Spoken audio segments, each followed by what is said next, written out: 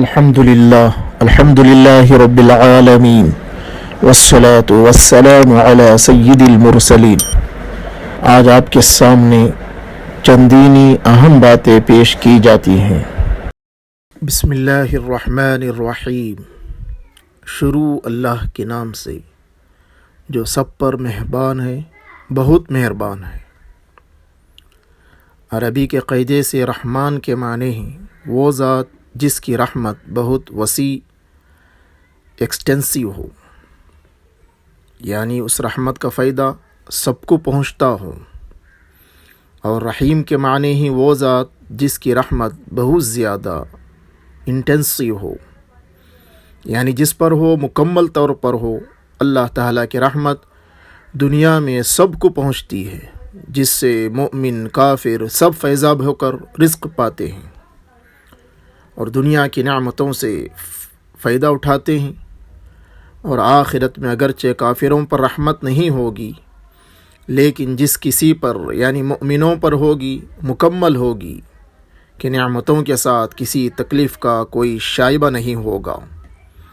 रहमान और रहीम के माने में जो ये फ़र्क है, इसको ज़ाहिर करने के लिए रहमान का तर्जुमा सब पर मेहरबान और रहीम का तर्जुमा बहुत मेहरबान किया गया है।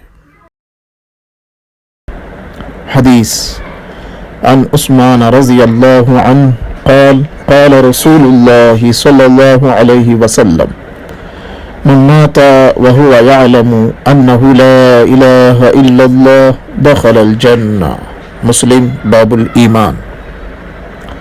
हज़रत उस्मान रज़ियल्लाहु ताला अन्हु से मरवी है, वो फरमाते हैं कि आप सल्लल्लाहु अलैहि वसल्लम ने इरशाद फरमाया कि जो शख्स इस हाल में मरा कि वो यकीन के साथ जानता था कि अल्लाह के सिवा कोई माबूद नहीं, तो वह जन्नत में जाएगा। अक़ीदा। हमें यह अक़ीदा रखना चाहिए कि कोई अल्लाह के मुमासिल और मुशाबे नहीं है, वह सबसे निराला है। मसाला वज़ू का एक फ़र्ज़ यह है कि चौथाई सर का मसाह करे। इस्लामी आदाब।